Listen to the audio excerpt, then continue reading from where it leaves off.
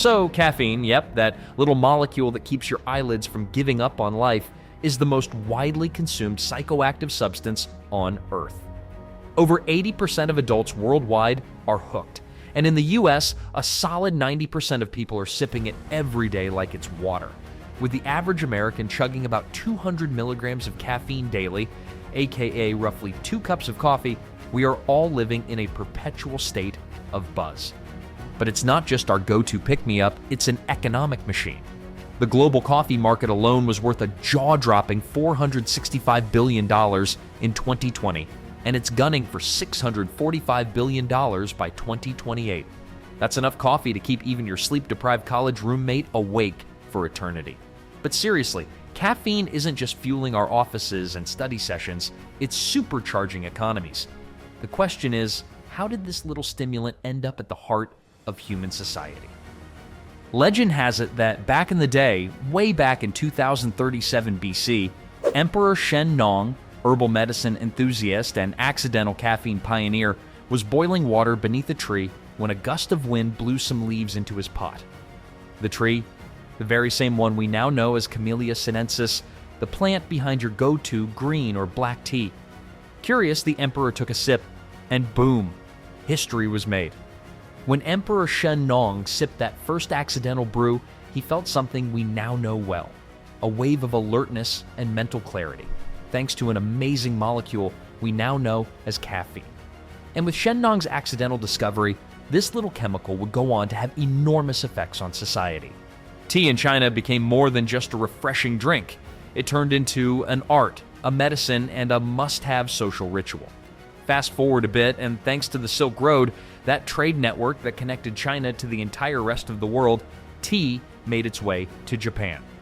There, it took on a whole new vibe, turning into a Zen-powered ritual in the form of the Japanese tea ceremony. Enter matcha, the powdered green tea that monks guzzled to stay awake during long meditation sessions. A little caffeine zen goes a long way. But tea's just one side of the story. Let's head over to Ethiopia, because that's where caffeine's favorite child coffee makes its debut. Legend has it that around the 9th century, a goat herder named Kaldi noticed something strange about his flock. After eating berries from a certain plant, his goats became unusually energetic, practically dancing. Intrigued, Kaldi gives the berries a shot, and suddenly he's feeling like he could herd 1,000 goats. Fast forward a few years and coffee's made its way to Yemen, where people are brewing up the beans into the hot drink we all know and love, kicking off a revolution in caffeine consumption. By the 15th century, coffee was the hottest thing in the Middle East, especially in cities like Istanbul. Coffee houses called kahvekhane popped up all over the place. These joints weren't just for your caffeine fix, they were the place to be for intellectual debates, political chats, and maybe a chess game or two. Basically, it was like hanging out in the original internet cafe, minus the Wi-Fi. Fast forward again to the 17th century, and both tea and coffee were about to blow up in Europe. Tea got there first, courtesy of Portuguese and Dutch merchants. Initially, only the super rich could afford it. Cue the aristocrats sipping tea and feeling fancy. But then the Dutch East India Company got involved, and suddenly tea became a hot commodity, pun intended, across Europe. In England, tea became a way of life. By the 18th century, it was practically a cultural icon, especially for afternoon tea with the upper crust. It was so popular that when the British Empire expanded, tea plantations were set up in India just to keep the demand flowing. But coffee wasn't going down without a fight. As it made its way into Europe, coffee houses started to become intellectual hotspots, kind of like TED Talks but with more caffeine. In London, they were even called penny universities, because for the price of a coffee, you could soak up all the knowledge and gossip you could handle. Fun fact, Voltaire apparently drank up to 50 cups of coffee a day while writing his philosophical masterpieces. That's one way to stay productive. And now, for the plot twist. Let's sail across the Atlantic to the American colonies, where caffeine helped fan the flames of revolution. In 1773, a bunch of ticked-off colonists threw a whole shipment of tea into Boston Harbor. We call this the Boston Tea Party. Maybe you've heard of it. After that, tea was out and coffee was in. Thomas Jefferson himself even called coffee the favorite drink of the civilized world. while tea became the official trader's drink. Apparently, even back then, politics influenced product loyalty. Who knew? All right, so we've covered the history, but why does caffeine hit so good?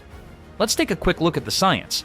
When you drink caffeine, it blocks adenosine, the chemical that makes you feel sleepy, and boosts dopamine, the feel-good stuff. Result? You feel like a superhero, ready to take on the world, at least until the caffeine crash hits.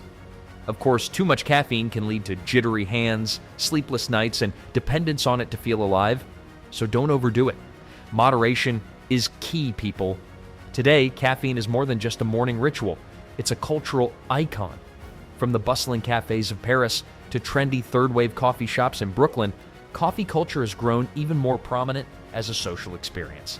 But it doesn't stop there. Energy drinks, designed to fuel athletes and overworked professionals, have skyrocketed in popularity, while products like matcha lattes and nitro cold brews have given caffeine a hipster makeover.